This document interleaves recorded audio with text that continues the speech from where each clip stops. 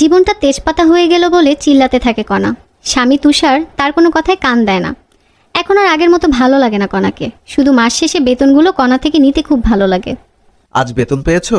আমাকে কিছু টাকা দিও, না হলে সংসার চালাতে পারবো না। আমার মোবাইলটাও বদলানোর দরকার, পারো তো পুরো টাকাটা দিয়ে দিও। আমার যাতায়াত ভাড়া রেখে বাকিটা দিয়ে দিব, সারা মাস সংসার চালিও। মাস শেষে আবার না খাইয়ে রেখো না। মোবাইল কেনার জন্য 4-5 মাস সঞ্চয় করো, তারপর কেনো। জ্ঞান দেওয়া বন্ধ করো, টাকাটা দিও, দেখি কি করা যায়। আমার কার্ড তো তোমার কাছে আছে, তুলে নিও টাকা। এই জন্য তোমাকে আমার এত ভালো লাগে।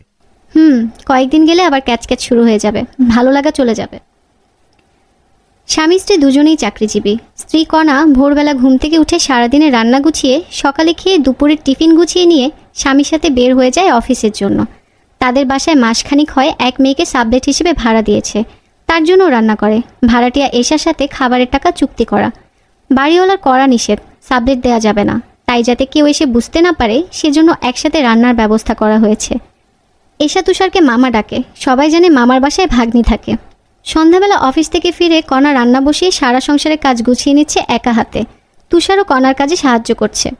দাও, আমি রান্না করি, তুমি অন্য কাজ গুছিয়ে নাও। আরে না, তুমি যাও, আমি পারবো।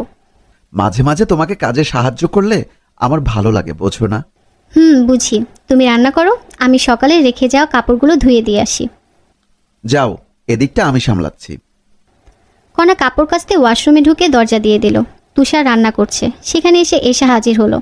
মেয়েদের কাজ তো ভালোই পারো দেখছি। আগে থেকেই পারি, শিখে নিয়েছি, এখন কাজে লাগে। কি সৌভাগ্য আমার, পরের স্বামীর হাতে খাবার খেতে পারি। তাই নাকি? শোনো, কাল অফিস থেকে আসার পথে বেড়াতে যাব, রেডি থেকো। তোমার কি আমার জন্য সময় আছে?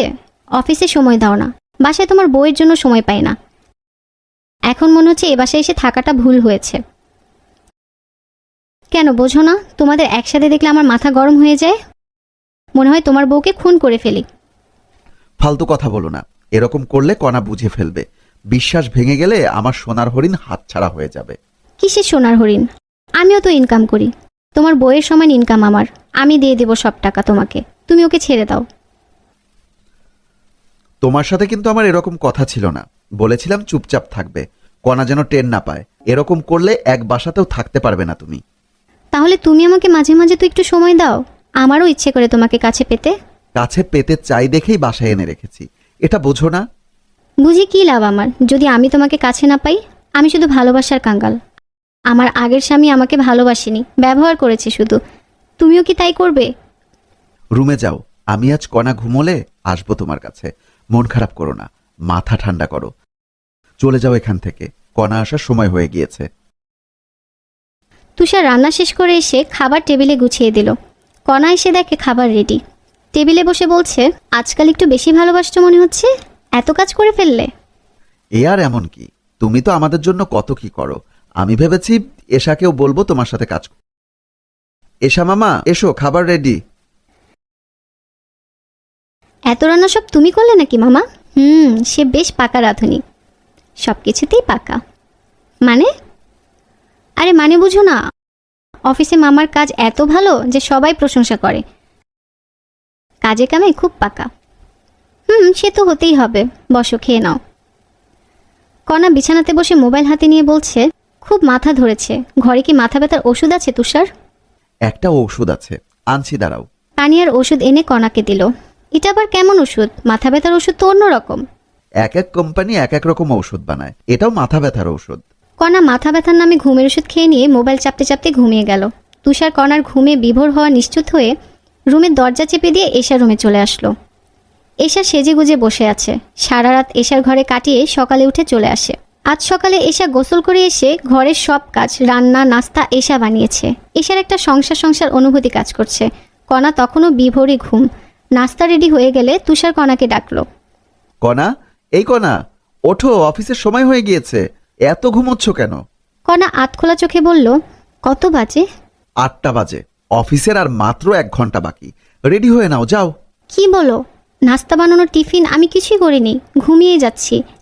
এখনও আমার চোখে ঘুম। মাথা ব্যথা এত তীব্র ছিল, বেহুশের মতো ঘুমিয়েছি মনে হয়। ফ্রেশ হয়ে রেডি হয়ে নাও, নাস্তা টিফিন এগুলো এশা বানিয়েছে আজ। তোমার শরীর খারাপ দেখে এশা মামা সব করে নিয়েছে। কি বলো? আহারে, মেয়েটার কষ্ট হলো। কণা ফ্রেশ হয়ে টেবিলে এসে দেখে এশা অফিসে যাওয়ার জন্য রেডি হয়ে নাস্তা করতে বসেছে টেবিলে। সরি এশা, তোমাকে কষ্ট দিলাম। আসলে শরীর এত খারাপ লাগছিল, ঘুম থেকে উঠতে পারিনি। আরে না, সমস্যা নেই, মাঝে মাঝে আমারও তোমাকে সাহায্য করা উচিত। এখন থেকে তোমাকে আমি প্রতিদিন সাহায্য করব। একা মানুষ তুমি কত করবে? তাড়াতাড়ি খাও, চলো, অফিসে দেরি হয়ে যাচ্ছে। নাস্তা শেষে তিনজন একসাথে অফিসের জন্য বের হয়ে গেল। ঘর গোছাতে গিয়ে ওষুধের বক্স হাত থেকে পড়ে গেল। ওষুধ উঠাতে গিয়ে একটা ওষুধ হাতে নিয়ে দেখলো এই ওষুধ সে গত কয়েকদিন মাথা ব্যথা হলে খাচ্ছে। ওষুধটার নাম দিয়ে গুগলে সার্চ দিল কণা। কণা বাক্যহীন হয়ে গেল। এটা তো হাই ডোজের ঘুমের ওষুধ। এই ওষুধ কণাকে তুষার কেন দেয়? সারাদিন কণার মন খুব খারাপ থাকলো। বিশ্বাস ভেঙে গেল। মনের ভিতর নানান ধরনের খারাপ কথা ঘুরপাক খাচ্ছে। তবে কি কণাকে মেরে ফেলতে চাইছে তিলে তিলে তুষার? কিন্তু কেন? কি এমন কারণ যে এত ভালোবাসার মাঝে এসব চলছে? যথারীতি রাতে ইচ্ছে করে কণা মাথা ব্যথার ওষুধ চাইল। তুষার আবার সেই ওষুধ এনে দিল। কণা ওষুধ আর পানি হাতে নিয়ে, তুষার আমার ফোনটা চার্জে লাগিয়ে দাও তো একটু। তুষার ফোন চার্জ দিতে গেলে ওষুধ ফেলে দিল কণা, শুধু পানি খেলো। তুষার অন্যদিনের মতো কণাকে ঘুমাতে দেখে উঠে চলে গেল এশার ঘরে। কণা বুঝতে পেরেছে তুষার উঠে গিয়েছে বিছানা ছেড়ে। কিছুক্ষণ বাদে কণা উঠে চুপি চুপি সারা ঘরে তুষারকে খুঁজতে লাগলো। হঠাৎ এশার ঘর থেকে হাসির আওয়াজ। দরজার ফাঁক দিয়ে তাকিয়ে নিজের চোখকে বিশ্বাস করতে পারছে না। ছি, এশা আর তুষার এক বিছানায় ঘনিষ্ঠ হয়ে বসে আছে। এশা বলছে, তোমার বউ কত বোকা, কিছু বুঝতে পারে না। ঘুমের ঔষধের কারসাজি সব। ঘুমে বিভোর সে, কিচ্ছু টের পাবে না। ঘুমের ওষুধের কারসাজিতে যদি মরে যেত ভালো হতো। কই মাছের প্রাণ মরবে না সহজে। থাক না এভাবে বেঁচে, আমাদের সমস্যা কি? আমরা তো ভালোই দিন কাটাচ্ছি। আমার একান্ত একার হয়ে তুমি থাকতে, সেটা ভালো হতো। এই সংসারের উপর আমার খুব লোভ। আমার নিজের একটা সংসার হবে, এটা আমার স্বপ্ন। এখন তো সংসার তোমারও। তুমি চাইলেই রান্না করো, আমার সেবা করো, আর কি চাই? একটা বাচ্চা, নিজের সংসার, এটা পেলে আর কিছু চাই না। এসব পাগলি একদম করা যাবে না। এখন চুপচাপ থাকো। কণা দরজার ওপাশে দাঁড়িয়ে আর সহ্য করতে পারছে না, কান্নায় ভেঙে পড়ল। জোরে কান্নার আওয়াজ শুনে তুষার এসে লাফিয়ে উঠে দরজার কাছে আসে। এসে কণাকে কান্না করতে দেখল। কণা, তুমি এখানে ঘুমাওনি? না, কেন এমন করলে? আমার সাথে কেন এমন করলে তুমি? আমাকে কেন এভাবে ধোকা দিলে? আমার এতদিনের বিশ্বাস, সংসার এভাবে শেষ করে দিতে তোমার একটু কষ্ট হলো না? কিভাবে পারলে তুমি? কিভাবে পারলে? তো তোমার ভুল হচ্ছে, তুমি যা দেখেছো ঠিক না। ঠিক না হলেই ভালো হতো, কিন্তু আমার চোখ আর কানকে কিভাবে বোঝাবো? আমি যদি এতটাই অযোগ্য হতাম আমাকে বলতে, আমি চলে যেতাম। এভাবে ঠকালে কেন আমাকে? ভালো করেছো। ভালো থাকো তোমরা। তোমাদের জন্য শুভকামনা। কণা তার রুমে গিয়ে দরজা দিয়ে দিল। তুষার এসে দরজা ধাক্কা দিচ্ছে। কণা, দরজা খোলো, তোমাকে কিছু বলতে চাই। যে কথা বলবে সব কথা কোর্টে হবে। আমি এ বাসায় সকাল অবধি আছি। আমার ভাইকে ফোন দিয়েছি, সকালে নিতে আসবে। আবার একটা সংসার ভাঙনের সুর, আবার একটা ডিভোর্স। ভালোবাসার মানুষকে ঠকাবেন না। অন্যকে ঠকাতে গিয়ে নিজে যে অন্যায় করছেন তার শাস্তি ভয়ানক। এমন কোনো কাজ করবেন না যাতে লজ্জা পেতে হয় দুনিয়ার কাছে, আর প্রিয় মানুষের চোখে চোখ মেলাতে না পারেন।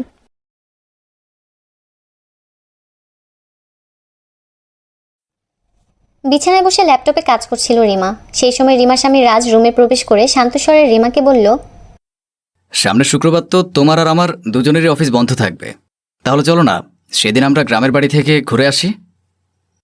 রিমা মুখে বিরক্তি ভাব ফুটিয়ে রাজের দিকে তাকিয়ে বলল, তোমার কি আর কোনো কাজ নেই রাজ? সবসময় কমন সেন্সিনের মতো কথা বলো কেন? জানো না সারা সপ্তাহ ধরে আমার অফিসে কতটা কাজের প্রেশার যায়? শুধু শুক্রবারটাই সময় পাই কাজ থেকে অবসর নেওয়ার। কোথায় সেদিন একটু রেস্ট করব তা নয় তুমি ঘুরতে যেতে চাইছো। আমি কোথাও যেতে পারবো না। তোমার যাওয়ার ইচ্ছে হলে তুমি একাই চলে যাও, আমাকে ডেকো না। রাজ শান্ত স্বরে বলল, এই একটা দিনেই তো তুমি ফ্রি থাকো, তাই বললাম আর কি। রিমা বিরক্তিমাখা স্বরে বলল, আমি তো আর তোমার মতো ছোটোখাটো চাকরি করি না যে সুযোগ পেলে বসে বসে আরাম করব। আমার কাজের অনেক বেশি চাপ থাকে, তাই বন্ধ পেলে সেই দিনটা একটু বিশ্রাম নেওয়ার চেষ্টা করি। তোমার কাজের অনেক চাপ, সেটা আমি বুঝতে পারি, কিন্তু অনেকদিন ধরেই গ্রামের বাড়িতে যায় না, তাই যাওয়ার ইচ্ছে হলো। এই এখন যাও তো এখান থেকে। বলেছি না কাজের সময় ডিস্টার্ব করবে না। তোমার যদি এতই গ্রামে যাওয়ার ইচ্ছে হয় তাহলে তুমি একা একাই যাও। না করিনি তো। সারাদিন বসে থাকো আর আমার কাজে ডিস্টার্ব করো শুধু, বিরক্তিকর। রাজ ওর মুখে জোরপূর্বক হাসি ফুটিয়ে বলল, আচ্ছা, তুমি তোমার কাজ করো, আমি অন্য রুমে যাচ্ছি। বলেই রাজ রুম থেকে চলে যায়। রাজ যাওয়ার পর রিমা মুখ বাঁকিয়ে বলল, যত সব, নিজের তো আর কোনো কাজ নেই আমার কাছে ব্যাগরা দেওয়া ছাড়া। রিমা রাজের সাথে প্রায় সময় এমন উগ্র আচার ব্যবহার করে। তার মূল কারণ হলো রিমা একটি সরকারি প্রতিষ্ঠানে ভালো পদে ভালো বেতনে চাকরি করে, আর রাজ ছোটোখাটো একটি বেসরকারি এনজিওতে কম বেতনে চাকরি করে। এজন্যই রিমার মনে এত অহংকার। রাজ শুরুর সময় রিমার এমন আচার ব্যবহার নিয়ে মন খারাপ করলেও এখন কিছু মনে করে না, কারণ সে রিমাকে অসম্ভব রকমের ভালোবাসে। তাই রিমা যেমনই হোক না কেন রাজ সব কিছু মানিয়ে নিয়ে চলতে শিখে গেছে। রাজ অন্য রুমে গিয়ে বিছানায় মাথা নিচু করে বসে 2 বছর আগের কথা ভাবতে থাকে। 2 বছর আগে রাজ রাতে একটু দেরিতে বাসায় ফিরে অফিস থেকে। রাজ বাসায় এসে কলিং বেল দেওয়ার সাথে সাথেই রিমা দরজা খুলে দেয়। রাজ রিমাকে দেখে একটা হাসি দিয়ে বলল, বাহ, বেল বাজানোর সাথে সাথেই দরজা খুলে দিলে। আমার জন্যই অপেক্ষা করছিলে বুঝি? রিমা রাজের হাত থেকে তার ব্যাগটি নিতে নিতে বলল, আজ বাসায় আসতে এত দেরি করলে কেন? রাজ বাসার ভিতর প্রবেশ করে দরজা আটকে দিয়ে বলল, আজ অফিসে কাজ বেশি ছিল, তাই দেরি হয়ে গেল। তাছাড়া রাস্তায় যে জ্যাম, তাতে আরও দেরি হয়ে গেল। শরীরটা ভীষণ খারাপ লাগছে গো। তুমি রুমে গিয়ে ফ্রেশ হয়ে এসো, আমি তোমার জন্য খাবার বাড়ছি। রাজ ফ্রেশ হয়ে এসে খাবার খাওয়ার জন্য ডাইনিং টেবিলের পাশে চেয়ার টেনে বসে। রিমা একটা প্লেট রাজের সামনে দিতেই রাজ শান্ত স্বরে বলল, তুমি খেয়েছো কি? তোমাকে রেখে আমি কোনোদিন খেয়েছি নাকি? তুমি নিজ হাতে আমাকে খাইয়ে দেবে, তারপরই আমার খাওয়া হবে। রাজ স্মিথ হেসে বলল, আচ্ছা, আমার পাশে বসো। রিমা রাজের পাশে বসে। রাজ রিমাকে নিজ হাতে খাইয়ে দেয়। বর্তমান রিমা সবসময় এমন করে কেন? সরকারি চাকরি করে বলেই কি এত অহংকার করতে হবে? নাকি এক সময় তো আমার সামান্য বেতনের চাকরি নিয়েই আমরা দুজনে বেশ সুখে ছিলাম। কত সুন্দরভাবে সেই দিনগুলো কাটতো আমাদের। আর এখন একটা ভালো বেতনের চাকরি তোমাকে আমার থেকে এতটা দূরে সরিয়ে দিল। কয়েক মাস পর রিমা এখন প্রেগনেন্ট হয়েছে। রিমা প্রেগনেন্ট এই কথা রাজ জানার পর থেকেই রিমার প্রতি অনেক খেয়াল রাখা শুরু করেছে। রিমা রান্নাঘরে রান্না করছিল। সেই সময় রাজ রান্নাঘরের দরজার সামনে দাঁড়িয়ে রিমাকে বলল, এই কি করছো তুমি এখানে? রিমা রাজের দিকে তাকিয়ে বলল, দেখতে পাচ্ছ না রান্না করছি? তারপরও জিজ্ঞাসা করার কি হলো? এমনি জিজ্ঞেস করলাম। আর তুমি এই অবস্থায় কাজ করতে আসলো কেন? তোমার যেন এই অবস্থায় কাজ করতে না হয়, তার জন্য তো কাজের মেয়ে রাখলাম। মিতু কোথায়? মিতু আজ আসতে পারবে না। কাল বলে গিয়েছে ওর নাকি কোন বোন হসপিটালে ভর্তি আছে, তাকে দেখতে যাবে। মিতু আসবে না সে কথা আমাকে বললে পারতে। একটা দিন না হয় আমি রান্নাটা করতাম। তুমি কষ্ট করে কাজ করবে কেন? যাও এখান থেকে, আমি রান্নার বাকি কাজটুকু শেষ করছি। তুমি রান্না করবে? এত ঢং করতে হবে না, গিয়ে নিজের কাজ করো আর আমাকে আমার কাজ করতে দাও। রাজ একটা হাসি দিয়ে বলল, আরে, এর আগেও তো তোমার সাথে অনেক সময় রান্না করেছি, মনে নেই? বিয়ের পর প্রথম প্রথম একসাথে কত রান্না করতাম আমরা। রিমা বিরক্তি স্বরে বলল, তোমার এসব আজেরা নাটক দেখার সময় নেই আমার। এই এখন যাও তো এখান থেকে, যত সব। রিমার মুখে এমন কথা শুনে রাজের হাসি মুখটা মলিন হয়ে যায়। রাজ রান্নাঘর থেকে রুমে চলে যায়। রিমার প্রেগনেন্সির 5-6 মাস চলার সময় রিমা তার অফিস থেকে ছুটি নিয়ে নেয় আর সারাদিন বাসায় শুয়ে থাকে। কাজের মেয়ে মিতুর সাথে গল্প করে দিন পার করে। রিমার এই সময়টাতে রাজ রিমাকে আরও বেশি বেশি কেয়ার করতে শুরু করে। রাজ বিছানায় বসে ল্যাপটপে অফিসের কাজ করছিল। সেই সময় রিমা একা ওয়াশরুমে যেতে ধরলে রাজ দ্রুত রিমার কাছে গিয়ে রিমাকে ধরে বলল, সাবধানে চলাফেরা করো বউ। এখন আর আগের মতো করে চলাফেরা করা যাবে না। আমাদের ঘরে যে নতুন অতিথি আসবে। রাজের এমন অত্যাধিক কেয়ার করা রিমার পছন্দ হয় না, তাই রিমা সবসময় রাজকে নানা ধরনের কটু কথা শোনায়।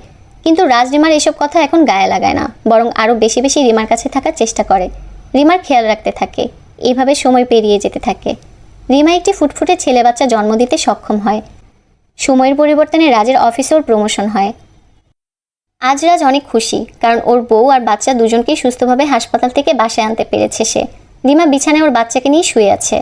রাজ বিছানায় অন্য পাশে বসে আছে। সেই সময় রাজ মিতুকে ডাক দেয়। মিতু, এ মিতু, এদিকে আয় তো। মিতু রুমে প্রবেশ করে বলল, যে ভাইজান বলেন। শোন, আজ থেকে তুই রাতেও আমাদের বাসায় থাকবি। তোর বেতন আমি আরও বাড়িয়ে দেব। আমাদের সাথে 3 বেলা খাওয়া দাওয়া করবি। আর আমি যখন থাকবো না, তখন আমার বউ বাচ্চার সম্পূর্ণ খেয়াল রাখবি। বুঝেছিস? মিতু খুশি হয়ে বলল, যে আচ্ছা ভাইজান, আপনি যেমনটি বলবেন। রিমা শুয়ে শুয়ে ওদের কথা শুনল, কিন্তু কিছু বলল না। কিছুদিন পর রিমা আর রাজ দুজনেই পাশাপাশি বিছানায় বসে আছে। সেই সময় রিমার ফোনে একটি কল আসে। রিমা কল রিসিভ করে কিছু সময় কথা বলতে বলতেই হঠাৎ উচ্চস্বরে বলে ওঠে, মানে বস আমার সাথে এমনটা কি করে করতে পারেন? আমি তো প্রেগনেন্সির জন্যই অফিস থেকে ছুটি নিয়েছিলাম। কিন্তু আপনি আমার কথাটা শুনুন।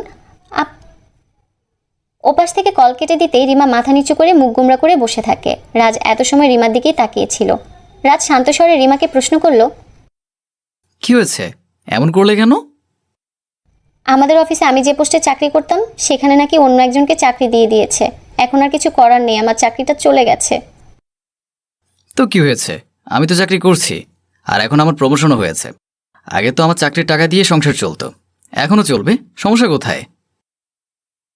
রিমা কিছু সময় চুপ থাকে, অতঃপর কান্না করতে করতে বলল, আমার এই চাকরির জন্য আমি তোমার সাথে কতই না খারাপ আচরণ করেছি রাজ, তুমি আমাকে এখন কিছুই বলবে না?